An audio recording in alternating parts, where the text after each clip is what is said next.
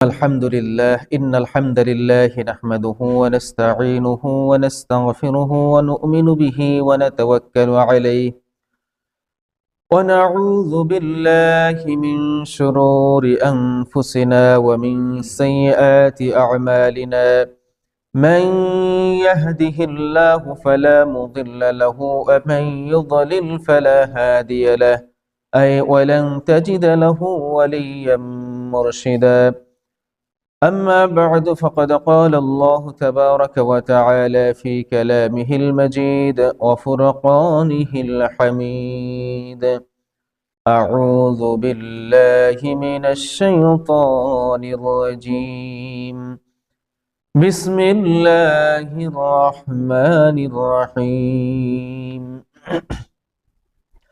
إن الله وملائكته يصلون على النبي يا أيها الذين آمنوا صلوا عليه وسلموا تسليما اللهم صل على سيدنا مولانا محمد وعلى آل سيدنا مولانا محمد اللهم صل على سيدنا مولانا محمد وعلى آل سيدنا مولانا محمد اللهم صل على سيدنا مولانا محمد وعلى آل سيدنا مولانا محمد محمدنا هو سيدنا فالعز لنا لإجابته بلغ العلا بكماله كشف الدجى بجماله حسنت جميع خصاله صلوا عليه وآله هو الحبيب الذي ترجى شفاعته لكل هول من الأحوال مقتحم بلغ العلا بكماله كشف الدجى بجماله حسنت جميع خصاله صلوا عليه وآله أما بعد শুকরিয়া আদায় করছি সর্বপ্রথম মহান রব্বুল আলামিনের, যিনি আমাদেরকে অসংখ্য অগণিত মানুষের মধ্য থেকে মুসলমান করে দুনিয়াতে পাঠিয়েছেন, আবার অসংখ্য অগণিত মুসলমানের মধ্য থেকে আমাদেরকে ব্যস্ততা মুক্ত করে আজকের এই পবিত্র জুমার দিনে মহান রবের ডাকে সাড়া দিয়ে প্রথম সারিতেই মসজিদে আসার বসার সুযোগ করে দিয়েছেন। আরো শুকরিয়া আদায় করছি এই জন্যে যে রব আমাদেরকে তার প্রশংসা করার, তার রাসূলের শানে দুরূদ এবং সালাম পেশ করার সুযোগ করে দিয়েছেন। এই জন্য তার কালিমাতে শুকর আদায় করে নিচ্ছি, আলহামদুলিল্লাহ। প্রিয় উপস্থিতি, আমরা গত জুমায় আলোচনা করেছিলাম আমানতদারিতা নিয়ে। তো সময় সংকীর্ণ হওয়ার কারণে সম্পূর্ণ আলোচনা শেষ হয় নাই। আমরা আমানতের পরিচয়, আমানতের গুরুত্ব, আল্লাহ কুরআন এবং হাদিসের আলোকে আমানত এর গুরুত্ব এবং আমানত কাকে বলে এই সম্পর্কে ধারণা নিয়েছিলাম। আর আমানতের কতগুলো স্তর আছে। এর প্রথম স্তর হলো আল্লাহ তাআলার আমানত, এ সম্পর্কে সংক্ষেপে আলোচনা করছিলাম। এরপরে মানুষের আমানত সম্পর্কে সংক্ষিপ্ত আলোচনা করেছিলাম। তো গত আলোচনার উপরে সংক্ষিপ্ত ধারণা দিয়ে আমি সামনে আলোচনা করবো ইনশাআল্লাহ। আল্লাহ তাআলা সূরা নিসার 58 নম্বর আয়াতে বলেছেন, ইন্নাল্লাহা ইয়া'মুরুকুম আন তুআদ্দুল আমানাতি ইলা আহলিহা। আল্লাহ বলেছেন যে আল্লাহ তোমাদেরকে আদেশ করছেন তোমরা যেন তোমাদের কাছে যে আমানত আছে, মানুষের অথবা কোনো মাখলুকাতের যে আমানত আছে, আমানতটা আমানতের মালিকের কাছে যথাযথভাবে পৌঁছে দাও। এই আদেশ কে করতেছেন? আল্লাহ তাআলা। এরপরে সূরা মুমিন 8 আয়াতে আল্লাহ তাআলা বলেছেন, ওয়াল্লাযীনা হুম লিআমানাতিহিম ওয়া আহদিহিম রাউন। এখানে আল্লাহ তাআলা মুমিন, সফল মুমিন, মুমিন তো সবাই, যারা ঈমান আছে তারাই তো মুমিন, কিন্তু সবার স্তর কিন্তু এক না, সবার মর্যাদা আল্লাহর কাছে এক না। তা আল্লাহ তাআলা এখানে সফল মুমিন কারা, কেমন হবেন, তাদের কিছু চরিত্র বর্ণনা করতে গিয়ে এক জায়গায় ৮ম আয়াতে বলেছেন ওয়াল্লাযীনা হুম লিআমানাতিহিম ওয়া আহদিহিম রাউন। সফল ওই মুমিনেরা যারা তাদের আমানত এবং ওয়াদার ব্যাপারে খুব যত্নবান হয়, কারো আমানত নিলে ওইটাকে যথাযথ যত্নের সাথে তার কাছে পৌঁছায় দেয়, আর কারোর সাথে কোনো ওয়াদা করলে এটার প্রতিও যত্নবান হয়, ওয়াদাটা আদায় করার জন্য সে সর্বোচ্চ আপ্রাণ চেষ্টা করে, এই গুরুত্ব তার থাকে। এই ধরনের মুমিন, এই চরিত্র যে মুমিনের আছে সেই মুমিন সফল। আর আল্লাহ হাবিব সাল্লাল্লাহু আলাইহি ওয়াসাল্লামের শৈশবের যে কাফির মুশরিকরা তাকে যে উপাধি দিয়েছিল আল আমিন, এটা তার আমানতদারিতার কারণে। আল্লাহর হাবিব সাল্লাল্লাহু আলাইহি ওয়াসাল্লামের মধ্যে সবথেকে বেশি যে আখলাকটা সবার চোখে পড়েছে সেটা হলো আমানতদারিতা। একেবারে শৈশব থেকে আল্লাহর হাবিব সাল্লাল্লাহু আলাইহি ওয়াসাল্লামকে সবাই বলতো আল আমিন, পরম বিশ্বস্ত বন্ধু, যে কখনো বিশ্বাস ভঙ্গ করে না, যে কখনো ওয়াদা খেলাপ করে না, যে কখনো আমানতের খেয়ানত করে না, একে এক শব্দে বলা হয় আল আমিন। তো আমানত মানে হলো রক্ষা করা, কারো কোনো আমানত, কারো কোনো কথা, কারো কোনো ধন সম্পদ, কারো কোনো ইজ্জত, ইজ্জতও কিন্তু ইজ্জত সম্মান, আমাদের পরস্পরের ইজ্জত, অন্যের ইজ্জত সম্মান, এটাও কিন্তু আমার কাছে আমানত। কারো ইজ্জত আমি হাত দেবো না, কারো সম্মান নষ্ট করব না, এটাও কিন্তু হারাম। কারো সম্মানে আঘাত করা, কারো সম্মান নষ্ট করা কোনো মুসলমান ভাইয়ের, এটাও হারাম। এটা একটা আমানত একজন মুসলমানের জন্য। তো যাই হোক, আল্লাহর আমানত ছিল কি, সংক্ষেপে বলি। আল্লাহর আমানত ছিল, আল্লাহ সূরা আহজাবের ৭২ নম্বর আয়াতে বলেছিলেন ইন্না আরাদনাল আমানাতা আলাস সামাওয়াতি ওয়াল আরদি ওয়াল জিবালি ফাআবাইনা আন ইয়াহমিলনাহা ওয়া হামালাহাল ইনসান ইন্নাহু কানা যালুমান জাহুলা। আল্লাহ বলেছিলেন যে আমি আমানত পেশ করতে চাইলাম আসমান, এরপরে জমিন, এরপরে পাহাড় পর্বতের উপরে, কিন্তু তারা সকলেই আমানত নিতে অস্বীকার করলো, ভয়ে যে আমানত আমরা রক্ষা করতে পারবো না।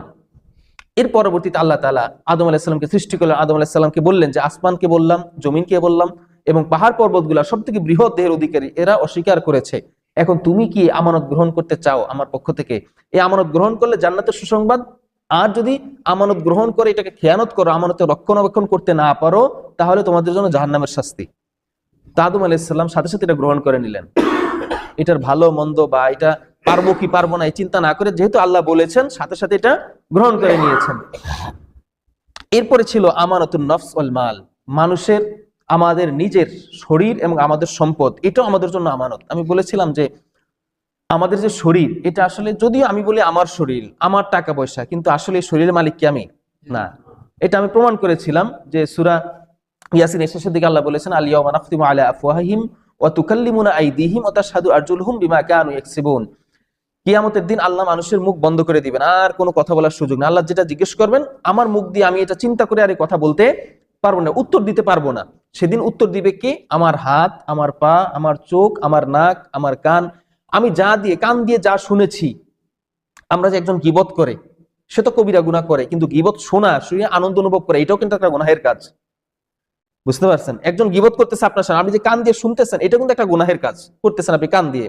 আবার যে গান বাদ্য বাজনা চলে, যে শীতের সিজন আসলে সারা রাত্রে ঘুমানো যায় না, বিয়ে শাদী আসলে, তারপর সুন্নতে খতনা আসলে, মানে এটা হলো সুন্নত, ইবাদত করতেছে গানের মাধ্যমে। তো এই যে এগুলো আমাদেরকে আমরা শুনি, এটাও কিন্তু একটা কানের পাপ হইতেছে। বুঝতে পারছেন? কানের জিনা।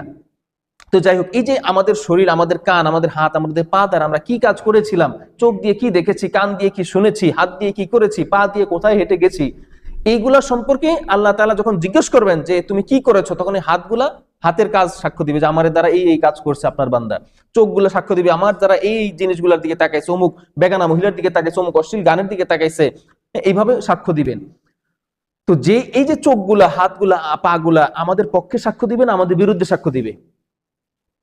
এটা কি আমাদের পক্ষে সাক্ষ্য দিবে না বিরুদ্ধে সাক্ষ্য দিবে? আমাদের বিরুদ্ধে সাক্ষ্য দিবে। যেটা আমার পক্ষে, যেটা দ্বারা আমি ভালো কাজ করছি, এটাও পক্ষে বলবে, কিন্তু আমি যে খারাপ কাজগুলো করছি এটা বলে আমার বিরুদ্ধে সাক্ষ্য দিবে, তাই না?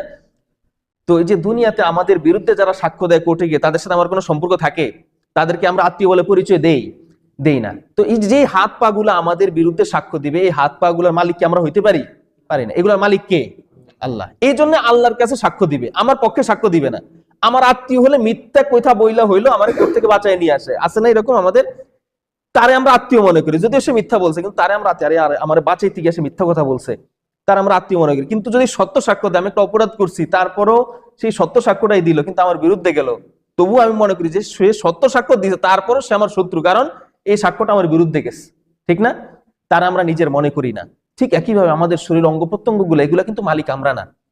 এইটা আল্লাহর পক্ষ থেকে একটা আমানত আমাদের জন্য। এই জন্য আল্লাহ তাআলা নির্ধারণ করে দিয়েছেন যে কোন জিনিসগুলা খেলে আমার এই শরীরটা ভালো থাকবে এটা খেতে হবে, আর কোন জিনিসগুলা খেলে আমার শরীরে অপকার হবে, শরীর নষ্ট হয়ে যাবে, ওইগুলা থেকে আল্লাহ নিষেধ করেছেন। যেমন মদ খেলে আমাদের স্টোমাক লিভার কিডনি এগুলো নষ্ট হয়ে যায়, এই জন্য মদকে আল্লাহ হারাম করে দিয়েছেন। ধূমপানের ফলে আমাদের ফুসফুস নষ্ট হয়ে যায়, ফুসফুসে ছিদ্র হয়ে যায়, এটা মৃত্যুর দিকে মানুষকে নিয়ে যায়, এই জন্য এটাকে মাকরুহে তাহরিমি বলেছেন উলামায়ে কেরাম। আবার কেউ কেউ বলেছেন না এটা হারামের পর্যায়ে পড়ে, যেহেতু এটার মধ্যে জাহান্নামের উপাদান আগুন আছে, যেহেতু এটার দ্বারা মানুষের শরীরে ক্ষতি হয়, আর যেহেতু এটার দ্বারা টাকার নষ্ট হয়, টাকা অপচয় হয়, টাকা অপচয় করা এটা হারাম। ওয়ালা তুবাযযির তাবযীরা ইন্নাল মুবাযযিরিনা কানু ইখওয়ানাশ শায়াতিন। আল্লাহ বলছেন তোমরা অপচয় করো না, কেননা যে অপচয় করলো সে নিঃসন্দেহে শয়তানের ভাই। একটা ধমকি। তো এই যে টাকা, সিগারেট খাইলে, বিড়ি খাইলে আমাদের কোনো শরীর উপকার হয়, আমাদের শরীরে ক্ষতি হয়, টাকাটা নষ্ট করলাম, আমি অপচয় করলাম। এই যে তিনটা কারণে অনেক উলামায়ে কেরাম বলছেন এটা হারামই। আসলে হারাম বলতে হলে কোনো কিছু সরাসরি হাদিস থেকে এবং কুরআন থেকে সরাসরি দলিল লাগে যে মদ খাওয়া হারাম, এই সম্পর্কে সরাসরি আয়াত আছে। তো ধূমপান তো রাসূলের যুগে এইভাবে ছিল না, যার ফলে ওই সম্পর্কে কোনো আয়াতও নাই, আল্লাহর হাদিসও রাসূল সাল্লাল্লাহু আলাইহি ওয়াসাল্লাম হাদিসও সরাসরি আসে নাই, এই জন্য এটাকে সরাসরি হারাম বলেন না অনেকে। তবে যেহেতু এটার দ্বারা মানুষের ক্ষতি হয়, আল্লাহ বলেছেন ওয়ালা তুলকু বিআইদিকুম ইলা তাহলুকাতি, তোমরা তোমাদের শরীরটাকে ধ্বংস করে দিও না, এটা হারাম, নিষেধ করেছেন। সুতরাং যেহেতু বিড়ি ধূমপানের মাধ্যমে, মদ পানের মাধ্যমে আমাদের শরীর নষ্ট হয়ে যায়, ধ্বংস হয়ে যায়, এই জন্য এটাকে অনেক উলামায়ে কেরাম হারাম বলেছেন। আমাদের শরীরটা একটা আমানত, আর একইভাবে আমাদের যে টাকা পয়সা, ধন দৌলত আমরা যেটা উপার্জন করি এটাও আমাদের জন্য আমানত। কারণ এই যে সম্পদ আমরা উপার্জন করি ঠিকই, আমাদের মনে হয় এটা আমার টাকা, আমার পয়সা, আমি কষ্ট করছি, আমার শ্রমের টাকা, আমার কষ্টের বিনিময়ের টাকা, কিন্তু আসলে এই সম্পদের মালিক কে? আল্লাহ।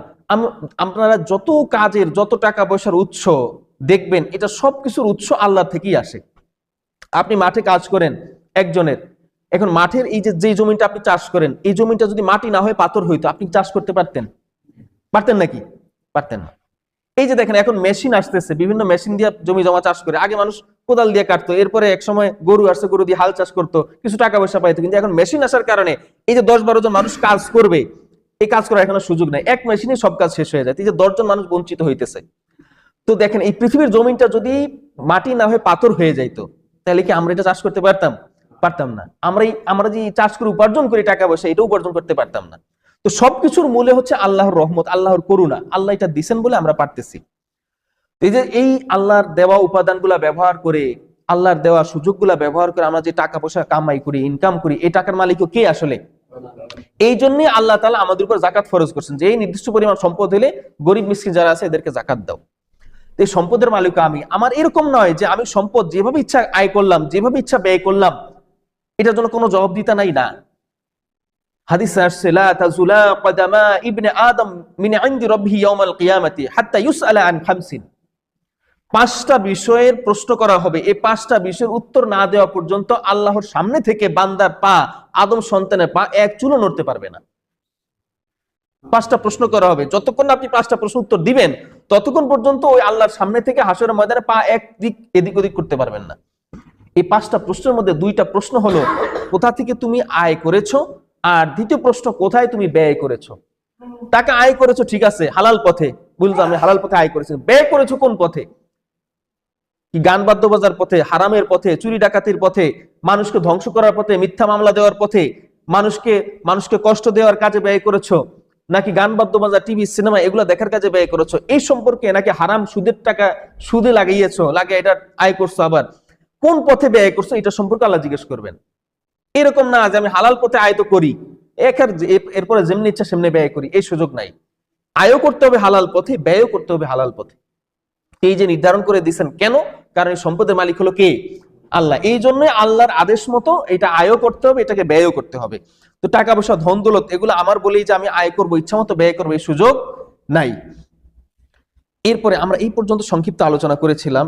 এরপরে হলো আমানাতুল খলক, মানুষের আমানত, সৃষ্টি, আমাদের আশেপাশে যে মাখলুকাত আছে, শুধু মানুষ না, আমাদের আশেপাশে আল্লাহ রাসূল সাল্লাল্লাহু আলাইহি ওয়াসাল্লাম জিন জাতির সম্পর্কেও, জিন জাতিরাও আমাদের ভাই, তাদের মধ্যে ভালো মন্দ আছে। মানুষের মধ্যে যেমন ভালো মন্দ আছে, জিনের মধ্যেও ভালো মন্দ আছে। এই জন্য আল্লাহ হাবিব সাল্লাল্লাহু আলাইহি ওয়াসাল্লাম জিনদের হক সম্পর্কে সতর্ক করে গেছেন যে তোমরা যে হাড্ডি, গরু ছাগলের হাড্ডি আছে, এগুলা দ্বারা ইস্তেনজা করবে না। আমরা প্রস্রাবের বলে ঢিলা ব্যবহার করি না, গোবর এবং ঢিলা এগুলা দ্বারা ইস্তেনজা করা যাবে না। গোবর তো এমনিতে নাপাক, তাছাড়াও এটার আরেকটা কারণ হাদিসে আসছে যে এই গোবর এবং এই যে হাড্ডি এগুলা জিনের খাবার। কাদের খাবার? জিনের খাবার। সুতরাং কারো খাবার আমরা যেন প্রস্রাব পরিষ্কার করার কাজে ব্যবহার না করি। চিন্তা করছেন আপনি, যে জিন আমরা দেখি না, যে জিন সম্পর্কে আমরা কখনো কোনোদিন চোখে দেখারও সুযোগ হয় না, সেই জিন সম্পর্কে আল্লাহর হাবিব সাল্লাল্লাহু আলাইহি ওয়াসাল্লাম তাদের হক সম্পর্কেও মুসলমানদেরকে বলে গেছেন যে তাদের হক যেন আমরা যথাযথভাবে আদায় করি। এরপরে জিনেরা বসবাস করে বিভিন্ন গর্তে, মাটির গর্তে বসবাস করে। আল্লাহর হাবিব সাল্লাল্লাহু আলাইহি ওয়াসাল্লাম বলেছেন তোমরা যখন প্রস্রাব করবে মাটির গর্ত যেখানে দেখবে সেখানে প্রস্রাব করবে না, কারণ ওইখানে তোমাদের জিন জাতির ভাইয়েরা বোনেরা বসবাস করে। সুবহানাল্লাহ বলবেন না? মানে এটা ভাবলে মনে হয় যে জিন জাতি যাদেরকে আমরা চোখে দেখি না তাদেরও হক আছে, আবার সেই সম্পর্কে আল্লাহ হাবিব সাল্লাল্লাহু আলাইহি ওয়াসাল্লাম আমাদেরকে বলেও গেছেন তাদের হক যেন আমরা আদায় করি। এরপর আল্লাহ হাবিব সাল্লাল্লাহু আলাইহি ওয়াসাল্লাম হাদিসে বলেছেন মান লাম ইয়ারহাম সগীরানা ওয়া লাম ইউক্কির কাবীরানা ফালাইসা মিন্না, যে বড়দেরকে সম্মান করলো না আর ছোট শিশুদেরকে, নিজের বয়সে কম যাদের, তাদেরকে স্নেহ করলো না, সে আমার দলের লোক নয়। প্রত্যেকেরই হক আছে, এই হকগুলা এগুলো আমাদের জন্য আমানত। প্রত্যেক মুসলমানের ধন সম্পদ, এটা মানুষ হোক, জিন হোক, শিশু হোক বা কোনো প্রাণী হোক, আল্লাহ হাবিব সাল্লাল্লাহু আলাইহি ওয়াসাল্লাম বলেছেন ইরহাম মান ফিল আরদি ইয়ারহামুকুম মান ফিস সামাই, পৃথিবীর আসমানের নিচে যারা আছে, এই জমিনে যারা বসবাস করে, এদের প্রতি তোমরা দয়া করো, আসমানের উপরে যারা আছেন তারা তোমাদের প্রতি দয়া করবেন। তার মানে আজ পৃথিবীতে কি শুধু মানুষ বসবাস করে? মানুষ আছে, জিন আছে, গরু, ছাগল, ভেড়া, বকরি, অসংখ্য প্রজাতির মাখলুকাত আল্লাহর আছে, অসংখ্য সৃষ্টি আছে। এই সমস্ত সৃষ্টির প্রতি আমাদের দয়া করতে হবে। এরকম না যে একটা কুকুর, ওইটাকে যা ইচ্ছা যেরকম ইচ্ছা সেরকম আচরণ করব। কুকুর যদিও নিকৃষ্ট প্রাণী, নাপাক প্রাণী, কিন্তু সেটা সৃষ্টিকার আল্লাহর, তাকে খাওয়ান কে? আল্লাহ। কিন্তু আল্লাহ তো সরাসরি এসে খাওয়াবেন না, এটা দায়িত্ব আমাদেরকে দিয়েছেন। ওমা মিন দাব্বাতিন ফিল আরদি ইল্লা আলাল্লাহি রিজকুহা, পৃথিবীর বুকে যা কিছু আছে বিচরণশীল প্রাণী, সমস্ত কিছুর খাওয়ার দায়িত্ব আল্লাহ বলেছেন এর দায়িত্ব আমার। তো আল্লাহ তো সরাসরি আসবেন, এই জন্য বান্দার উপরে এদের হক দিয়ে দিচ্ছেন। কুকুরকে দেখেন, একটা বিড়াল দেখেন, একটা পশু পাখি দেখেন, খাওয়ান, এটা আপনার জন্য সদকায়ে জারিয়া হবে, একদম কিয়ামত পর্যন্ত সব আপনার আমলে যোগ হইতে থাকবে। সুবহানাল্লাহি ওয়া বিহামদিহি। মানে কত বড় একটা, যদি আমাদের দৃষ্টিতে একটা ছোট্ট একটা কাজ, কিন্তু এটা কিন্তু সদকায়ে জারিয়া। একেবারে মানুষ মারা গেলে তো সকল নেক আমলের পথ বন্ধ হয়ে যায়, কিন্তু সদকায়ে জারিয়া হলো যেটা মরার পরেও আপনি কবরে বসে পাইতে থাকবেন। এরকম একটা সদকায়ে জারিয়া হলো কোনো প্রাণী আপনি খাবার দিলেন, আপনার ক্ষেত থেকে কোনো খাবার যদি কোনো প্রাণী খায়, এটা আপনার জন্য সদকায়ে জারিয়া। এই যে সামান্য খাবার খাইলো, আপনি মৃত্যু হয়ে গেল, আপনি কবরে বসে সব পাইতে থাকবেন, একেবারে চক্রবৃদ্ধি হারে পাইতেই থাকবেন। কত বড় একটা নেক কাজ। তো যাই হোক, মানুষের হক আদায় করতে হবে। মানুষের এর মধ্যে মানুষের শুধু ধন সম্পদ না, এটা এই যে আত্মীয় স্বজন, প্রতিবেশী, আপনার পরিবারের, আপনার লোকজন, তারপরে আপনার আশেপাশের যে সমস্ত প্রাণীকুল আছে, শুধু এদের খাওয়া দাওয়া এটাই না, কিন্তু আপনার আশেপাশে যারা আছে এদের তথ্য, এদের কথাবার্তা, এটা কিন্তু অনেক বড় আমানত। টাকা পয়সার চাইতে এখনকার সময় টাকা পয়সার চাইতে বেশি বড় আমানত, বেশি বড় গুরুত্বপূর্ণ আমানত হলো মানুষের কথা, মানুষের একটা গোপন কথা, মানুষের একটা গোপন তথ্য। এটা মানুষের জন্য সব থেকে বড় আমানত। আমরা বিকাশে টাকা তুলি না, বিকাশে কিন্তু একটা পিন নাম্বার থাকে, মোবাইল নাম্বার আর পিন নাম্বার দিয়া এরপর টাকাটা তুলতে হয়। এখন আমরা অনেক সময় দোকানদারকে বিশ্বাস করি, এই জন্য তাকে গিয়ে বলি, ভাই আমি তো টাকা তুলতে পারি না, পিন নাম্বার এটা, আপনি টাকাটা তুলে দেন। এখন দোকানদার কিন্তু আপনার এই পিন নাম্বার জেনে গেছে, সে কিন্তু চাইলে আপনার ফোনে যদি 1 লক্ষ টাকা থাকে, যে কোনো সময় এটা আপনার ফোন ছাড়াও এই টাকাটা সে তুলে নিতে পারে, কারণ সে আপনার ওই যে তথ্য, ওই যে ইনফরমেশন, এটা কিন্তু সে পেয়ে গেছে। সুতরাং আপনি যদি 5 লক্ষ টাকা, 30 লক্ষ টাকাও থাকে আপনার বিকাশে বা নগদে, এই টাকাটা সে যে কোনো সময় চুরি করে নিয়ে যেতে পারে, কোথায় থেকে কে নিছে আপনি বলতে পারবেন না।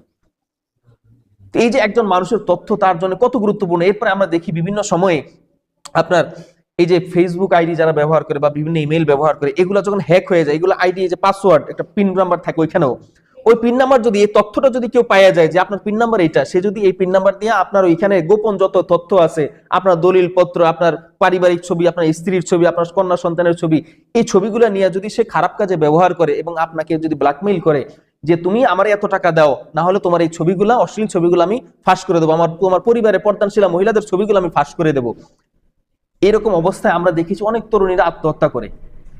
একটা চিঠি লিখে যে অমুকে আমার এরকম ছবি ফাঁস করেছে, আমার এরকম ছবি নিয়ে গেছে, আমার ছবি পেয়ে গেছে, সে আমাকে ব্ল্যাকমেইল করছে, এই জন্য আমি আত্মহত্যা করলাম সম্মান বাঁচানোর তাগিদে।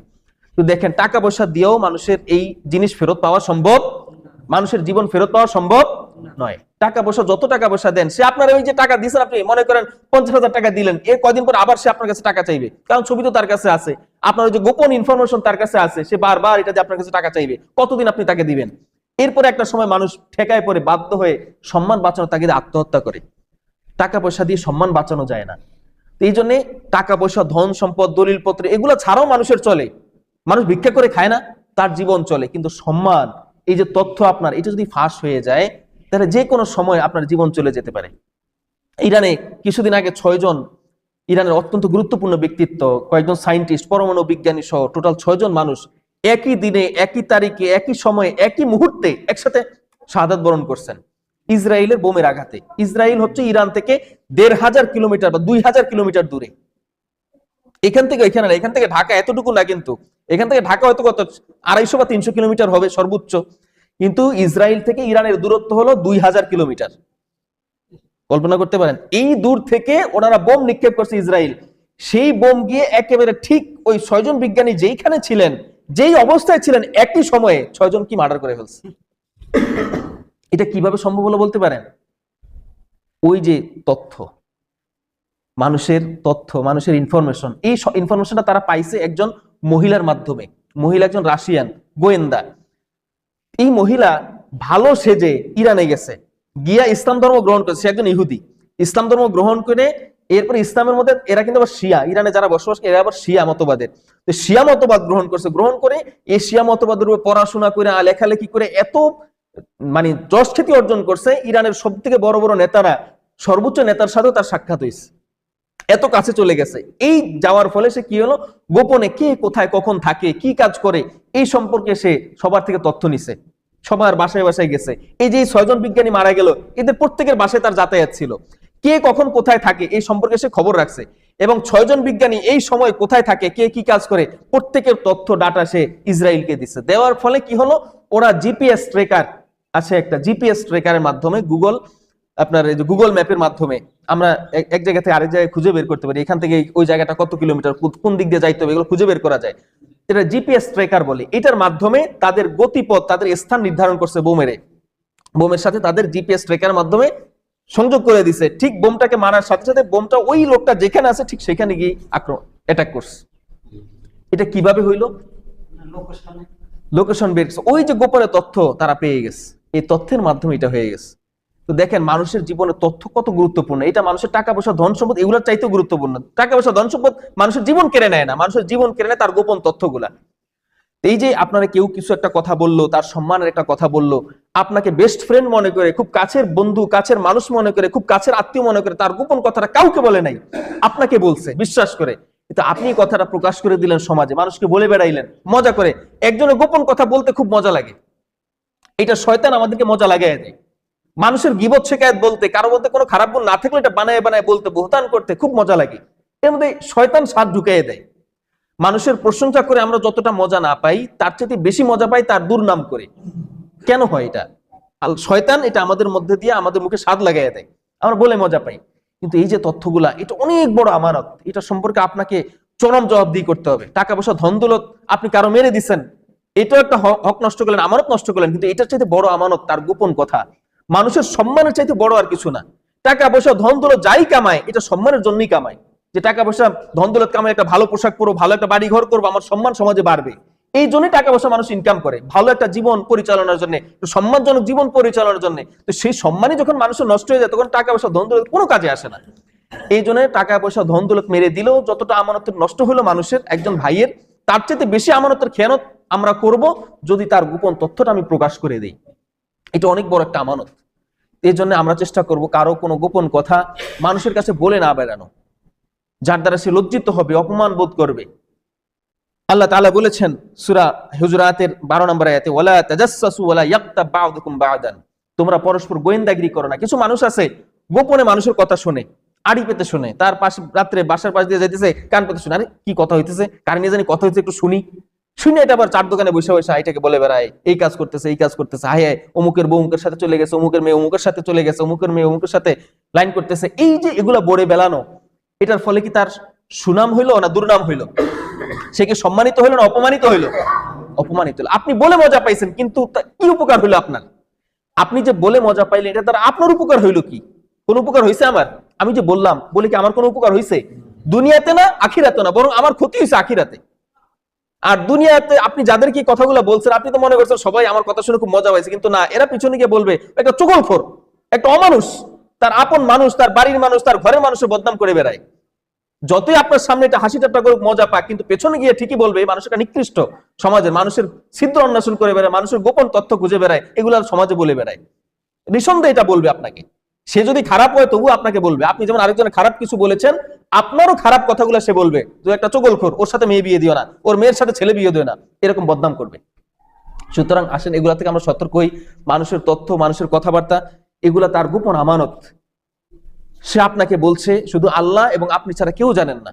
সুতরাং এটা যদি আপনি প্রকাশ করে দেন, আল্লাহ স্বয়ং আপনার বিচার করবে। এটা যাই হোক, আল্লাহ রাব্বুল আলামিন আমাদেরকে মানুষের তথ্য এবং সম্পদ এই আমানত রক্ষা করার তৌফিক দান করুন, সকলে বলি আমিন।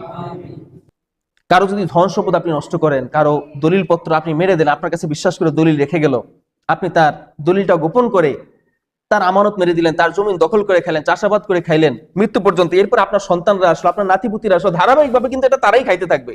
যতদিন পর্যন্ত তারা খাইবে, আপনার কিয়ামত পর্যন্ত এটার গুনাহ কিন্তু আপনার আমলনামায় একেবারে গুনাহে জারিয়া, সদকা যেমন জারিয়া আছে, একেবারে কিয়ামত পর্যন্ত সব পাইতে থাকবেন। এরকম কিছু গুনাহও আছে যেটা কিয়ামত পর্যন্ত আপনার এই গুনাহ চলতে থাকবে।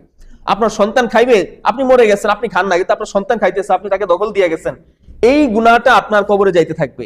আবার আপনার নাতিপুতিরা আসছে, এরা খাইবে, এদের থেকে আপনার এই আমলনামায় যাইতে থাকবে। এর আবার পন্থীরা আসছে, এরাও খাইতে থাকবে। মানে কিয়ামত পর্যন্ত যদি আপনার বংশধর বেঁচে থাকে, ওই জমি খায়, ওই দলিল পত্র দিয়ে, এইটার আমলনামা আপনার আমলনামায় বদ আমল যোগ হইতে থাকবে। ভয়াবহ একটা পাপ। এছাড়াও আল্লাহ বুখারী 2452 নম্বর হাদিস, আল্লাহ হাবিব সাল্লাল্লাহু আলাইহি ওয়াসাল্লাম বলেছেন, মান যালামা মিনাল আরদি শাইআন তুওয়াকাহু মিন সাব'i আরদিনা, যে ব্যক্তি জমিনের কিছু অংশকে অবৈধভাবে জুলুম করে খেলো, এই জমিনটাকে 7 গুণ করে তার কাঁধে, তার গলায় ঝুলিয়ে দেওয়া হবে। নাউযুবিল্লাহি মিন যালিক। কিয়ামতের দিন এই যতটুকু জমি আপনি খাইলেন, 1% হোক, 0.5% হোক, যতটুকু জমি মানুষ খাইলো জুলুম করে, এই জমিনটাকে 7 গুণ করে, জমিন স্তর করে 7টা না, এই 7 গুণ করে তার গলার সাথে মালার মতো ঝুলিয়ে দেওয়া হবে। নাউযুবিল্লাহি মিন যালিক। আল্লাহ রাব্বুল আলামিন আমাদেরকে এই জুলুম থেকে হেফাজত করুন, সকলে বলি আমিন। আমানতের সময় তো প্রায় শেষ হয়ে গেছে। আমানত সম্পর্কে আল্লাহর হাবিব সাল্লাল্লাহু আলাইহি সাল্লাম এবং সাহাবায়ে কেরাম যে কত সচেতন ছিলেন। ক্ষুদ্র 1-2 টাকা, একেবারে সামান্য ক্ষুদ্র কিছু সম্পদের জন্য তারা খুব হিসাব করে চলতেন। যে কোনো অবস্থায়, যে কোনো পরিস্থিতিতে তারা আমানতের খুব গুরুত্ব দিতেন। আর মানুষের দায়িত্ব যত বাড়ে, তার আমানতের পরিমাণও বাড়ে। মানুষ তো এখন চায়া ক্ষমতা নেয়, আমাকে চেয়ারম্যান বানাও, আমাকে মেম্বার বানাও, আমাকে এমপি বানাও, আমাকে প্রধানমন্ত্রী বানাও, তোমাদেরকে ভাসাইয়ে দেবো। মিথ্যা প্রতারণা, এর মধ্যে যতগুলা ইস্তেহার দেয় নির্বাচনী, বেশিরভাগ মিথ্যা প্রোপাগান্ডায় ভরপুর থাকে। ইসলামের ইতিহাসে এরকম আল্লাহ হাবিব সাল্লাল্লাহু আলাইহি ওয়াসাল্লাম সাহাবায়ে কেরাম কখনো করেন না ক্ষমতা যাওয়ার জন্য। আল্লাহ হাবিব সাল্লাল্লাহু আলাইহি ওয়াসাল্লাম বলেছেন, লা তাসআলিল ইমারাতা, তোমরা ইমারত দায়িত্ব চেয়ে নিও না, তোমরা নেতৃত্ব চেয়ে নিও না, কারণ চায়া নিলেই ওইটার দ্বারা আমার যত ভুল ত্রুটি হবে সব আমার কাঁধে আসবে। কিন্তু আমরা ক্ষমতা চেয়ে নিই, ক্ষমতায় গেলে আমার দায়িত্ব বাড়ে না কমে, দায়িত্ব বাড়ে না কমে। আমি যখন সন্তান থাকি, আমার জুনিয়র কোনো সন্তান নাই, আমার বউ বাচ্চা নাই, তখন আমার দায়িত্ব আছে কোনো নাই। যখন আমি বড় হব, বিয়ে করব, তখন আমার দায়িত্ব বাড়বে, আমার স্ত্রীর প্রতি, সন্তানের প্রতি। আবার যখন আরো বড় হব, কামাই রোজগার শুরু করব, তখন বাবা মায়ের প্রতি দায়িত্ব হবে। এরপরে যখন একেবারে বড় হয়ে যাব, আমার পরিবারের প্রতি দায়িত্ব বাড়বে। এরপরে যখন বাড়ির মতো মুরব্বী হয়ে যাব, বাড়ির সবার প্রতি আমার দায়িত্ব হবে। এরপরে যদি কেউ আমাকে এলাকার মেম্বার বানায় দেয়, চেয়ারম্যান বানায় দেয়, তাইলে আমার পুরো এলাকার প্রতি দায়িত্ব আমার কাঁধে আসবে। এটা কি কঠিন কাজ না সহজ কাজ? কঠিন কাজ না? কেউ কি কাজকে কঠিন করতে চায়? চায় না। কেউ ইচ্ছা করে ক্ষমতা নিতে চায় না। যে আসলে ন্যায়পরায়ণ ভালো মানুষ, সে কখনো ক্ষমতা চেয়ে নেয় না, কারণ সে বুঝে ওইখানে গেলে আমি হক সবার আদায় করতে পারবো না, আমি নিজের হকে আদায় করতে পারি না, আমি আরেকজনের হক কিভাবে আদায় করব। তো সাহাবায়ে কেরাম আল্লাহর হাবিব সাল্লাল্লাহু আলাইহি ওয়াসাল্লাম কখনো ক্ষমতা চেয়ে নেন নাই। ওটা অনেক বড় একটা দায়িত্বের ব্যাপার। তারা যখন আল্লাহ তাআলা তাদেরকে পছন্দ করে ক্ষমতা দিয়েছেন, দায়িত্ব দিয়েছেন, সেই ক্ষেত্রে তারা এই দায়িত্ব পাওয়ার পরে দায়িত্ব পালনের ক্ষেত্রে খুব আমানতদারিত্ব রক্ষা করেছেন। আল্লাহর হাবিব সাল্লাল্লাহু আলাইহি ওয়াসাল্লাম যখন মক্কা থেকে মদিনায় হিজরত করেন, গভীর রজনীতে আল্লাহ তাআলার আদেশে সেই কঠিন আল্লাহর হাবিবকে হত্যার ষড়যন্ত্র করা হয়েছে, আমাকে মেরে ফেলবে, এই অবস্থায় আমি ঘর থেকে আল্লাহ নির্দেশে ইসলামকে রক্ষার জন্য, আমাকে রক্ষার জন্য চলে গেলাম। এই সময় আল্লাহর হাবিব সাল্লাল্লাহু আলাইহি ওয়াসাল্লাম আলী রাদিয়াল্লাহু তাআলা তার ঘরে রেখে গেছেন। রেখে যাওয়ার সময় তাকে বলছিলেন যে কালকে সকালে তো সবাই আমাকে খুঁজতে আসবে, বা গভীর রাতে আমাকে খুঁজতে আসবে, সকালবেলা যখন সবাই আসবে তোমার কাছে, তখন আমাকে না পাইলে এলাকায় যাদের ধন সম্পদ আমার কাছে আমানত রেখেছে, এই আমানত গ্রহণ করতে আসবে, যে মুহাম্মদ সাল্লাল্লাহু আলাইহি ওয়াসাল্লাম তো চলে গেছে, এখন আমরা আমানত কই পাবো? তাড়াতাড়ি করে আমার বাসায় আসবে আমানত খোঁজার জন্য, টাকা পয়সা ধন দৌলত যা আছে আমার কাছে এটা নেওয়ার জন্য আসবে। তোমার কাছেই বুঝাই দিয়ে গেলাম, তুমি এই সম্পদগুলো তাদেরকে সবাইকে যার যারটা তার কাছে বুঝাই দিবা। সুবহানাল্লাহ। চিন্তা করেন, এখন আমাকে যদি কেউ মারার ষড়যন্ত্র করতো আর এলাকার মানুষের ধন সম্পদ আমাদের কাছে থাকতো, তাহলে আমরা কি করতাম? ওগুলো গাট্টি বেঁধে এলাকা সাইডে একেবারে বিদেশ পাড়িয়ে দিতাম, ঠিক না? এই যে আমাদের মন্ত্রী এমপি চোরগুলা যেগুলা যেভাবে ভাগছে, চোরেরা কি করছে? ধন সম্পদ রেখে গেছে দেশে, সব ওই যে বেগম পাড়ায় বিশাল বিশাল বাড়িঘর তৈরি করছে, সব দেশের মারা চুরি করা ডাকাতি করা সম্পদ দিয়া নিয়ে গেছে সাথে করে। কিন্তু আল্লাহর হাবিব সাল্লাল্লাহু আলাইহি সাল্লাম কত আমানতদার ছিলেন, তিনি তাকে হত্যার মৃত্যুর চিন্তা না করে, এখান থেকে কিভাবে বের হবে সেই চিন্তা না করে আলী রাদিয়াল্লাহু তাআলা আনহুকে যে আমানতগুলা সুন্দর করে বুঝাই দিয়া যে এগুলা সকালে যখন আসবে কাফির মুশরিকরা, তারা কিন্তু তার আত্মীয় স্বজন একেবারে কাছের কলিজার কেউ না, যারা তাকে হত্যার ষড়যন্ত্র করছে তারাই কিন্তু তার কাছে আমানত রাখছিল। কত আমানতদার চিন্তা করেন, আপনার শত্রু যে আপনি তার কাছে আমানত রাখবেন? কিন্তু মক্কার কাফির মুশরিকরা রাসূলকে যদিও শত্রু মনে করতো, তাকে ঘৃণা করতো, তাকে মারার প্ল্যান করছে, কিন্তু তাদের টাকা পয়সাগুলো তার কাছেই আমানত রাখছে, কারণ তারা বুঝতো যে তার কাছে আমানত যথাযথভাবে থাকবে। তাকে আমরা যে আচরণই করি, যেরকম খারাপ আচরণই করি, তিনি আমানতে কখনো খেয়ানত করবেন না। তাহলে হাবিব চলে গেলেন। পরের দিন আলী রাদিয়াল্লাহু তাআলাকে সবাই জিজ্ঞেস করছে, কি ব্যাপার, তোমার কি ভয় হলো না? তোমাকে তো মানুষ মেরে ফেলাইতে পারতো, মুহাম্মদ সাল্লাল্লাহু আলাইহি ওয়াসাল্লামকে মনে করে রাতের অন্ধকারে তো তোমার মেরে ফেলাইতো, তোমার কি সেই ভয় ছিল না? তখন আলী রাদিয়াল্লাহু তাআলা উত্তর করলেন যে আল্লাহর হাবিব সাল্লাল্লাহু আলাইহি ওয়াসাল্লাম যাওয়ার সময় আমাকে বলছিলেন যে আগামীকাল সকালে তোমার কাছে মক্কার কাফির মুশরিকরা আসবে আমার আমানতগুলো তাদের আমানতগুলো গ্রহণ করার জন্য, তুমি তাদের কাছে পৌঁছায় দিবা। এই কথার দ্বারা আমি বুঝে গেছি যে যেহেতু সকালে আসবে রাসূল বলেছে, তার মানে সকাল পর্যন্ত আমি জীবিত থাকবো। সুবহানাল্লাহ। তাহলে আল্লাহর হাবিব সাল্লাল্লাহু আলাইহি ওয়াসাল্লাম কখনো মিথ্যা বলেন না। তিনি যেহেতু বলছেন যে সকালে তোমার কাছে আসবে সবাই, আসলে তাদের কাছে আমারও বুঝিয়ে দিবা, তার মানে আমি সকাল পর্যন্ত জীবিত থাকবো। সুবহানাল্লাহ। তারও কোনো ভয় ছিল না। এরপর আল্লাহ হাবিব সাল্লাল্লাহু আলাইহি ওয়াসাল্লাম ইন্তেকালের পরে যে আসলেন হযরত আবু বকর রাদিয়াল্লাহু তাআলা আনহু, তিনিও অত্যন্ত আমানতদার ছিলেন। মানে সাহাবায়ে কেরামরা যেই যুগে দায়িত্ব গ্রহণ করছেন, ওই যুগের সমস্ত মানুষের মধ্যে শ্রেষ্ঠ মানুষ তারাই ছিলেন। হযরত আবু বকর রাদিয়াল্লাহু তাআলা আনহু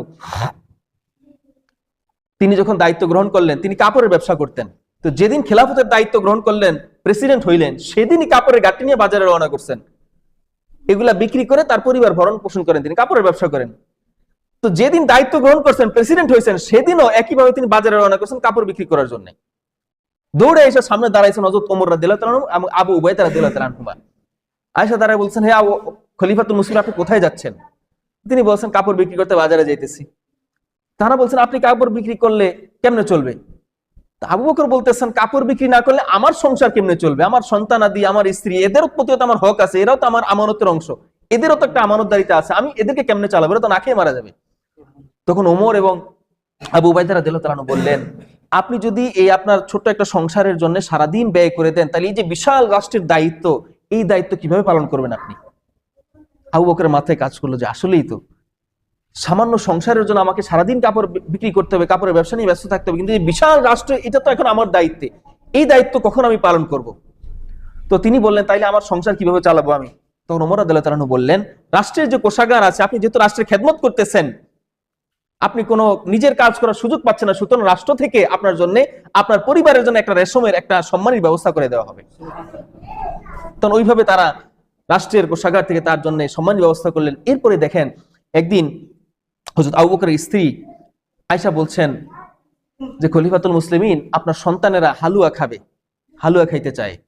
আমাদের সন্তানেরা চায় না অনেক সময় মিষ্টি খাইতে চায়, কোনো ঝাল খাইতে চায়, একটু ফুচকা খাইতে চায়, একটু ঝালমুড়ি চটপটি খাইতে চায় না, চায়। তখন আমরা এটা মানে আমাদের আবেগ, সন্তান চাইছে, এটা দিতে হয়, টাকা পয়সা না থাকলেও ধার উদ্ধার করে আমরা এটা করি, কষ্ট করে হলেও এটা আদায় করি।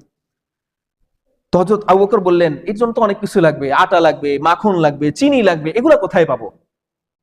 তখন আবু বকরের স্ত্রী বললেন, বাইতুল মালে সম্পদ আছে, ওইখান থেকে কিছু নিয়ে আসেন। আবু বকর বলেন, না, এই বাইতুল মালে অতিরিক্ত কোনো সম্পদ ব্যয় করার অধিকার আমার নাই। তো তিনি বলেন, তাহলে একটু ধার নিয়ে আসেন, আগামী মাসে তো আমরা এমনিতেই পাবো, সেটাকে আপনি এই মাসে নিয়ে আসেন, ধার নিয়ে আসেন। আবু বকর বলেন, না, আগামী মাস পর্যন্ত আমি জীবিত থাকবো কিনা সেটি গ্যারান্টি আমার নাই, সুতরাং আমি কিভাবে আগামী মাসের অ্যাডভান্স সম্মানই আমি এই মাসে গ্রহণ করব? এটা কিভাবে সম্ভব? আগামী মাসে যদি মারা যাই, তাহলে ওই যে সম্মানই নিলাম, এই দায়িত্ব কে পালন করবে? আমার পরে যে আসবে সে আমার পক্ষ থেকে আদায় করবে কিনা এই গ্যারান্টি আছে আমার নাই। তিনি বললেন, না, এটা করা যাবে না। তো আবু বকরের স্ত্রী, মা তো মাই, সন্তানের প্রতি বাবার চাইতে মায়ের দরদ একটু বেশি থাকে, মায়ের অন্তরটা একটু নরম হয়, ভালোবাসা বেশিই থাকে, বাবার মনটা একটু শক্ত হয়, শক্ত নাইলে আবার সংসার পরিচালনা করা যায় না, এটাও একটা গুণ আল্লাহ দিয়েছেন। তো মা গোপনে গোপনে সব জমাইতেছেন, প্রত্যেক মাসে একটু একটু করে জমাইতেছেন। আবু বকরকে বলছেন, আবু বকর, চিনি জমা হয়েছে, এখন আমার কিছু হালুয়া দরকার, এই কিছু ঘি দরকার আর কিছু আটা দরকার। তা আবু বকর বললেন, চিনি পাইছো কই? উনি বললেন, আমি প্রত্যেক মাসে একটু একটু করে চিনি জমাইছি, সেই চিনিটা এখন হালুয়া তৈরির জন্য যথেষ্ট, এখন শুধু আটা লাগবে আর একটু ঘি লাগবে, আপনি এনে দেন। তা আবু বকর বললেন, দেখি নিয়ে আসো চিনি কতটুকু হয়েছে। উনি একেবারে পোটলা সহ নিয়ে আসছেন, দেখালেন সামনে। আবু বকর দেখলেন যে বেশ ভালো একটা পরিমাণ চিনি জমছে। তো তিনি চিন্তা করলেন, কি এই চিনিটা তো অতিরিক্ত আমার সংসারে, এই চিনিটা অতিরিক্ত আছে মানে কি, এই চিনিটা আমার সংসারে লাগতেছে না, এই চিনিটা ছাড়াও যে চিনি হয় সামান্য ওইটাতে আমার চলে যায়, এটা অতিরিক্ত হিসাবে আমার সংসারে আসছে, যেটা আমার লাগতেছে না। তিনি সাথে সাথে বাইতুল মালের রাষ্ট্রীয় কোষাগারের দারোয়ানকে খবর দিলেন, খবর দিয়ে বললেন, এই না চিনি, এই যেই পরিমাণ চিনি তোমাকে আমি দিলাম, প্রত্যেক মাসে এই পরিমাণ চিনি আমাকে কমাই দিবা। সুবহানাল্লাহ বলবেন না? এই চিনিটা তার প্রাপ্য, তাকে সম্মানী রাষ্ট্র থেকে দেওয়া হয়েছে, কিন্তু তিনি যখন দেখলেন যে চিনিটা আমার দরকার হইতেছে না, তিনি মনে করলেন যে এটা আমার রাষ্ট্রীয় কোষাগার থেকে নেওয়া আমার জন্য ঠিক হবে না, তিনি এটা ফেরত দিয়ে দিলেন। সুবহানাল্লাহ। সন্তানের কথা চিন্তা করলেন না, সর্বপ্রথম আল্লাহর হক, এরপরে পরবর্তী যারা আছে এদের হক আদায় করতে হবে। এরপরে যে খলিফা আসছেন হযরত ওমর রাদিয়াল্লাহু তাআলা আনহু, তার ছেলে আব্দুল্লাহ, তিনি একজন সাহাবী। তো আব্দুল্লাহ ইবনে ওমর রাদিয়াল্লাহু তাআলা আনহু একবার, তখন ওমর রাদিয়াল্লাহু আনহু প্রেসিডেন্ট, তো তার ছেলে আব্দুল্লাহ একটা উট কিনছেন কম দামে, একেবারে হ্যাংলা পাতলা, গায়ে কোনো গোস্ত নাই, একেবারে হাড্ডিসার, এরকম একটা উট খুব সস্তায় কম দামে পেয়ে বাজার থেকে কিনে নিয়ে আসছেন। এইটাকে একেবারে তরতাজা করে খাওয়ায় টাওয়ায় একেবারে নাদুস নুদুস করার পরে চিন্তা করলেন এইবার এটাকে বিক্রি করা যায়। তিনি বাজারে নিয়ে গেছেন বিক্রি করার জন্য। এই সময় প্রেসিডেন্ট হযরত ওমর রাদিয়াল্লাহু তাআলা, তার বাবা আর কি, তিনিও বাজারে ছিলেন। উনি যে উট কিনছেন তার সন্তান, এটা তিনি আগে দেখেন নাই। বাজারে নেওয়ার পরে দেখলেন যে তার ছেলের হাতে, আব্দুল্লাহর হাতে একটা উট। তো তিনি জিজ্ঞেস করেন, এত সুন্দর একটা উট, এটা তুমি কই পাইলা? আব্দুল্লাহ বলতেছে, বাবা এটা আমি কিছুদিন আগে অল্প দামে একেবারে অসুস্থ অবস্থায় কিনছিলাম, এটাকে খাওয়ায় মোটা তাজা করে এখন এই অবস্থা হয়েছে। তো বলছে, এটা খাওয়াইছো কোথায়? আমার তো কোনো খামার নাই, আশেপাশে উঠে খাওয়ার জন্য যে খামার দরকার, আমার তো কোনো খামার নাই ব্যক্তিগত, তুমি এটাকে খাওয়াইছো কই? তখন আব্দুল্লাহ বলতেছে, আমাদের সরকারি যে খামার আছে ওইখানে এটা ছেড়ে দিয়েছিলাম, ওইখানে ঘাস লতা পাতা খেয়ে এটা আমার তরতাজা হয়েছে। ওমর রাদিয়াল্লাহু তাআলা কিছু বলেন নাই, বাজার থেকে চলে আসছেন। আব্দুল্লাহ যখন ওটা বিক্রি করলেন, বিক্রি করার পরে ভালো একটা টাকা পাইছেন, ভালো একটা মুনাফা হয়েছে। হওয়ার পরে তিনি বাড়িতে আসছেন, আসার পরে এবার ওমর রাদিয়াল্লাহু তাআলা জিজ্ঞেস করলেন, তুমি এটা বিক্রি করছো কত টাকায়? উনি বললো যে এত দিরহাম বা এত দিনারে বিক্রি করছি। আর কিনছিলা কত দিরহামে? সেটাও বলছেন যে এত দিরহামে কিনছি আর এত দিরহামে বিক্রি করছি। তো টাকাটা ওমর রাদিয়াল্লাহু তাআলা হাতে নিলেন, নেওয়ার পরে যেই দামে সে কিনছিল, ওই যে হ্যাংলা পাতলা কম দামে, ওই টাকাটা হাতে রেখে ওই টাকাটা তার আব্দুল্লাহর হাতে দিয়ে বললেন, যাও, এইটাই তোমার পাওনা। আর যেই টাকাটা মুনাফা হইলো, লাভ হইলো, ওই টাকাটা তিনি রাষ্ট্রীয় কোষাগারে জমা করে দিলেন। যেহেতু এটা রাষ্ট্রের ঘাস খেয়ে, রাষ্ট্রের লতা পাতা খেয়ে বড় হয়েছে, রাষ্ট্রীয় কোষাগারের সম্পদ খেয়ে বড় হয়েছে, সুতরাং এটার দ্বারা যে লাভ হয়েছে, এই লাভের টাকার মালিক হলো রাষ্ট্রীয় কোষাগার। সুবহানাল্লাহ। এরপরে আসছিলেন হযরত ওসমান, হযরত আলী যখন ক্ষমতায় আসলেন, তিনি এক গভীর রাত্রে, গভীর রজনীতে হিসাব নিকাশ করতেছেন, রাষ্ট্রের হিসাব নিকাশ, একটা মোমবাতি জ্বালায়া। এই অবস্থায় হঠাৎ করে রাতের অন্ধকারে হযরত তালহা এবং হযরত জুবাইর রাদিয়াল্লাহু তাআলা আনহু, দুইজন সাহাবী তার কাছে আসছেন কথা বলার জন্য। তো তারা যখন বাসায় ঢুকছেন, আলী রাদিয়াল্লাহু তাআলা তাদেরকে দেখা মাত্রই ওই মোমবাতিটা নিভাই দিয়েছেন। এখন তারা তো অবাক হয়ে গেছে, কি ব্যাপার, আমরা আসলাম মেহমান, পরিচিত লোক, আমাদেরকে দেখে উনি লাইট বন্ধ করে দিলেন, ঘটনা কি? এখন আলী রাদিয়াল্লাহু তাআলা কিছুক্ষণ পরে অন্ধকারের মধ্যে হাতড়ে আরেকটা মোমবাতি খুঁজে বের করছেন, বের করে ওইটাকে জ্বালাইছেন। এখন ওনাদের ব্যক্তিগত কথাবার্তা শেষ করে এরপর জিজ্ঞেস করেন, হে আমিরুল মুমিনিন, ঘটনা কি? আমরা আসার পরে আপনি মোমবাতি জ্বলছিল, এটা নিভাই দিলেন, আবার অন্য একটা মোমবাতি জ্বালাইলেন, ঘটনাটা কি, কারণ কি? তখন আলী রাদিয়াল্লাহু তাআলা বলেন, দেখো, তোমরা যে ব্যক্তিগত কথাবার্তা বলার জন্য আমার কাছে আসছো, রাষ্ট্রের কাজে না। আমি ওই যে মোমবাতি জ্বালাই কাজ করতেছিলাম, ওইটা ছিল রাষ্ট্রের কাজ। তোমরা তো আসছো রাষ্ট্রের কাজে না, আসছো ব্যক্তিগত কাজে। এই জন্য আমি রাষ্ট্রের মোমবাতি ব্যবহার করে তোমাদের সাথে ব্যক্তিগত কথা বলবো, এই হক আমার নাই। সুতরাং আমি রাষ্ট্রের মোমবাতিটা বন্ধ করে দিয়ে আমার ব্যক্তিগত যে মোমবাতি লাইট ছিল ওইটাকে জ্বালায় তোমাদের সাথে এখন কথা বলতেছি। সুবহানাল্লাহ। একটা মোমবাতি, আমরা হিসাব করি, এটা একটা মোমবাতি নষ্ট হয়ে গেলই না হয়, মসজিদে একটা মোমবাতি, রাষ্ট্রের একটা মোমবাতি, রাষ্ট্রে 200 টাকা, হাজার হাজার কোটি টাকার হিসাব করে না। আর আমরা তো 2-4 টাকা, 5 টাকা, 10 টাকা এগুলা গোনাই ধরি না, এটা গেল, কয় টাকার যাবে রাষ্ট্রের? এটা তো, আমিও তো রাষ্ট্রের নাগরিক, আমারও তো কিছু অধিকার আছে এখানে, নাউজুবিল্লাহ। বিভিন্ন মাসালা ফতোয়া দিয়ে আমরা এটাকে নিজের করে নেই। অথচ আলী রাদিয়াল্লাহু তাআলা একটা সামান্য মোমবাতি, সেটাকেও নিবে দিয়েছেন, কতটুকু মোমবাতি আর খরচ হইত। এরপরে পঞ্চম একজন খলিফা আসছেন, নাম হলো ওমর ইবনে আব্দুল আজিজ। এই 4 জন খোলাফায়ে রাশিদা চলে যাওয়ার পরে আরেকজন নেতা হইছেন, যিনি খোলাফায়ে রাশেদা ছিলেন না, কিন্তু তাকেও খলিফা বলা হয়। হযরত আলীর ইন্তেকালের পরে যারাই খলিফা আসছে তারাই বিভিন্নভাবে জুলুম করছে, রাষ্ট্রে গুনাহগার ছিল, কিন্তু এর পরবর্তীতে একটা দীর্ঘ সময় পরে একজন খলিফা আসছেন যার নাম ওমর ইবনে আব্দুল আজিজ। তাকেও পঞ্চম খলিফা বলা হয়, কারণ তিনি রাষ্ট্রে আসার পরে রাষ্ট্রের আমানতদারিতা, রাষ্ট্রের হক এবং প্রত্যেকটা বিষয়ে অত্যন্ত ন্যায়সঙ্গত বিচার ফয়সালার মাধ্যমে রাষ্ট্র পরিচালনা করেছেন অত্যন্ত ন্যায়পরায়ণ ভাবে। এই জন্য তাকে পঞ্চম খলিফা বলা হয়।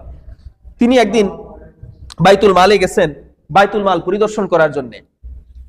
বাইতুল মালে এই যে আপনার ফসলের যে জাকাত আছে এটাকে বলা হয় উসর। এই বিভিন্ন ফসলের সিজনে, ফসলের মৌসুমে ফসলের জাকাত আসছে, এইটা পরিদর্শন করার জন্য তিনি গেছেন বাইতুল মাল পরিদর্শন করার জন্য। তার একটা শিশু সন্তান তার সাথে গেছে। যাওয়ার পর অনেক নতুন নতুন ফল, আঙ্গুর, কমলা, আপেল, এই বিভিন্ন টসটস একদম রসালো ফল দেখে তো শিশু সন্তান তার তো লোভ জাগবেই। সে একটা ফলের দিকে তাকায় আছে। এইটা ওই যে বাইতুল মালের দারোয়ান সে দেখছে। দেখার পরে যখন ওমর ইবনে আব্দুল আজিজ বের হয়ে গেলেন, তখন ওই দারোয়ান ওই ফলটা তুলে নিয়ে প্রেসিডেন্টের ছেলের হাতে দিচ্ছেন। সামান্য একটা ফলই তো, তিনি বলছেন প্রেসিডেন্টের ছেলে সামান্য একটা ফলই তো খাবে, এটার এমন কি, সেটাকে গুরুত্ব দেয় না। তবে সে বুঝছে যে ওমর যদি এটা দেখেন, ওমর ইবনে আব্দুল আজিজ তিনি যদি এটা দেখেন তিনি নিষেধ করবেন, রাগ করতে পারেন, এই জন্য তিনি গোপনে দিচ্ছেন ওর হাতে। তো শিশু সন্তান সে এটা যখন খাওয়া শুরু করছে বাইরে গিয়া, তখন ওমর ইবনে আব্দুল আজিজ দেখে ফেলছেন। বললেন এটা পাইলা কোথায় তুমি? বলছে এটা বাইতুল মাল থেকে নিছি আমি। কে দিছে তোমাকে? দারোয়ান দিছে। সাথে সাথে গিয়ে দারোয়ানকে ধরলেন, তুমি এটাকে দিছো কি জন্য? কে? এটাতে না তোমার কোনো দেওয়ার অধিকার আছে, না আমার কোনো অধিকার আছে, না আমার সন্তানের কোনো অধিকার আছে, না তোমার দেওয়ার অধিকার আছে, না আমার সন্তানের কোনো পাওয়ার অধিকার আছে, তুমি এটা তাকে কেন দিলা? তাকে রাগ টাগ করে ওই ফল তাকে ফেরাই দিচ্ছেন। কিন্তু এটা তো শিশু সন্তান, সে তো আর এত কিছু বুঝে না। একটা শিশু সন্তান সে কি আর বুঝে কোনটা কার হক? সে কান্নাকাটি করতে করতে মায়ের কাছে চলে গেছে। যাওয়ার পরে মা তাকে বুকে জড়ায় কান্নাকাটি করতেছে। সন্তান একটা সামান্য ফল নিছে, প্রেসিডেন্টের ছেলে সামান্য একটা ফল নিছে, এটার জন্য তার কাছ থেকে ফল কেড়ে নিছে তার বাবা। এটা কত ভয়াবহ কাজ। মা তাকে বুকে জড়ায় কান্নাকাটি করে তাকে বাজার থেকে ফল কিনে নিয়ে এসে দিস। ঠিক এই অবস্থায় ওমর ইবনে আব্দুল আজিজ বাসায় আসছেন, আয়সা বলতেছেন ওই ফল খাইতেছে বৈশা বৈশা ছেলে। তিনি মনে করছেন এটা মনে বাইতুল মাল থেকে নিয়ে আসছে। তিনি বলছেন ফল পাইলো কোথায়? ওনার স্ত্রীর নাম ছিল ফাতেমা। ফাতেমা ফল পাইলো কোথায়? তো বলছে আপনি একজন নিষ্ঠুর পিতা, আপনার সন্তান, শিশু সন্তান সামান্য একটা আপেল বাইতুল মাল থেকে, প্রেসিডেন্টের ছেলে একটা সামান্য আপেল নিছে, আপনি তার থেকে সেটা কেড়ে নিছেন। আপনার মতো নিষ্ঠুর বাপ এই দুনিয়াতে আর হতে পারে না। আমি তাকে বাজার থেকে ফল কিনে নিয়ে এসে দিচ্ছি, এটা আপনার বাইতুল মালের ফল না। তখন ওমর আব্দুল আজিজ সন্তানকে জড়াই ধরে বলেন, ফাতেমা আমার সন্তানের যেমন হক আছে, এই রাষ্ট্রের যে সম্পদ আছে এটার মালিক তো আমি না, এটার মালিক হলো রাষ্ট্রের যত নাগরিক আছে, সমস্ত নাগরিক এটার হকদার আমিও না, আমার সন্তানও না। সুতরাং কিয়ামতের দিন তুমি কি চাও এই সামান্য একটা ফলের জন্য আমি আল্লাহর সামনে আটকে যাই, আমি আল্লাহর সামনে অপরাধী হই, এটাকে তুমি চাও? তো ফাতেমা আসলে বুঝদার ছিল, কিন্তু সন্তান তো, সন্তানের জন্য একটু অভিযোগ, তার অনুযোগ ছিল। ফাতেমা কান্না করে দিলেন যে আসলেই তো, এটা তো আসলে মানুষের হক, সুতরাং এটা যতই ছোট হোক, যতই ক্ষুদ্র হোক, এই আপেলে তো আমাদের কোনো অধিকার নাই। সুতরাং রাষ্ট্রীয় সম্পদ, প্রতিবেশীর আমানত, মানুষের মাখলুকাতের আমানত, এটা যত সামান্যই হোক, এটার জন্য আপনি আটকে যেতে পারেন। এই হক যদি নষ্ট হয় কোনোভাবে, যে কোনো মুহূর্তে, যে কোনো অবস্থা আপনি আটকে যেতে পারেন। সামান্য একটু নেক আমলের আশে অনেকেই আটকে যাবে। যারা জান্নাতে যেতে পারবে না, তাদের পাপের আমল ভারী হয়ে যাবে সামান্য একটু অপরাধের কারণে। আর মাখলুকাতের যে আমানত, এটা আল্লাহ মাফ করবেন না। মাখলুকাত যতক্ষণ না মাফ করবে, এটা ততক্ষণ পর্যন্ত আল্লাহ এটা মাফ করবেন না। আল্লাহ তার অধিকার এটা রাখেন নাই যে বান্দার হক নষ্ট হলো এটা আমি মাফ করে দেবো, এই অধিকার আল্লাহ রাখেন নাই। আল্লাহ এটাকে ছেড়ে দিয়েছেন যে বান্দা যতক্ষণ না মাফ করবে ততক্ষণ পর্যন্ত আল্লাহ মাফ করবেন না। সুতরাং ঈমান, আমানতদারিতা, আল্লাহ হাবিব সাল্লাল্লাহু আলাইহি ওয়াসাল্লাম বলেছেন, সংক্ষেপে শেষ করে দিচ্ছি, একটু দেরি হয়ে গেছে আজকে। আল্লাহর হাবিব সাল্লাল্লাহু আলাইহি ওয়াসাল্লাম বলেছেন, ইউতবাউল মুমিনু আলাল খিলালি কুল্লিহা ইল্লাল খিয়ানাতা ওয়াল কিযবা। একজন মুমিনের প্রকৃতিতে যত খারাপ গুণ, ভালো মন্দ গুণ আছে, দোষ ত্রুটি আছে, সমস্ত দোষ ত্রুটি একজন মুমিনের থাকতে পারে, কিন্তু দুইটা না। একটা হলো আমানত খেয়ানত করা, প্রতারণা করা, আর একটা হলো মিথ্যা বলা। এই দুইটা কাজ কোনো মুমিন কখনোই করতে পারে না। আর কিয়ামতও ততক্ষণ পর্যন্ত হবে না যতক্ষণ পর্যন্ত এই দুইটা গুণ মানুষের মধ্যে থেকে উঠে না যাবে, ততক্ষণ পর্যন্ত কিয়ামতও হবে না। তার মানে একজন মুমিন সমস্ত পাপে ডুবে গেলেও যদি তার মধ্যে আমানতদারিতা থাকে আর সত্যবাদিতা থাকে, ততক্ষণ পর্যন্ত দুনিয়াতে কিয়ামত হবে না। যখনই মানুষের মধ্য থেকে আমানতদারিতা আর মিথ্যা সত্য উঠে যাবে মুমিনের মধ্য থেকে, তখনই আল্লাহ দুনিয়াতে আযাব দিয়ে দিবেন, কিয়ামত দিয়ে দিবেন। এই জন্য অত্যন্ত গুরুত্বপূর্ণ দুইটা গুণ, যে আমানতদারিতা আর সত্যবাদিতা। আল্লাহ হাবিব সাল্লাল্লাহু আলাইহি ওয়াসাল্লাম বলেছেন, লা ঈমান আলিমান লা আমানাতা লাহু। যার আমানতদারিতা নেই, যার বিশ্বস্ততা নেই, যে আমানতের খেয়ানত করে, বুঝতে হবে তার ঈমানও নাই। নাউযুবিল্লাহ। কত ভয়াবহ কথা। এরপরে বুখারীর 6496 নম্বর হাদিস, আল্লাহর হাবিব সাল্লাল্লাহু আলাইহি ওয়াসাল্লাম বলেছেন, ইযা দুইয়াতিল আমানাতু ফান্তাযিরিস সাআহ, যখন আমানতের খেয়ানত হবে তখন তোমরা কিয়ামতের অপেক্ষা করো। যখন দেখবা সমাজে সবাই আমানতের খেয়ানত করতেছে, আমানত নষ্ট করতেছে, তখন বুঝে নাও এখন কিয়ামতের সময় হয়ে গেছে, তুমি কিয়ামতের জন্য অপেক্ষা করতে থাকো। বুঝতে পারছেন? যখনই আমানত উঠে যাবে বুঝতে হবে কিয়ামত আমাদের কাছাকাছি চলে আসছে। কিয়ামতের একটা আমার যে আলামতগুলো আছে তার মধ্যে অন্যতম একটা আলামত হলো আমানতদারিতে উঠে যাওয়া মানুষের মধ্য থেকে। আল্লাহ রাব্বুল আলামিন আমাদেরকে খেয়ানত থেকে হেফাজত করুন, সকলে বলি আমিন। আমাদেরকে আমাদের আশেপাশের, আমাদের শরীর, আমাদের সম্পদ, আমাদের আত্মীয় স্বজন, আমাদের আল্লাহর মাখলুকাত সমস্ত কিছুর আমানত যেন আমরা যথাযথভাবে সংরক্ষণ হেফাজত করতে পারি, সেই তৌফিক আমাদের আল্লাহ সকলকে নসিব করা বলেন আমিন।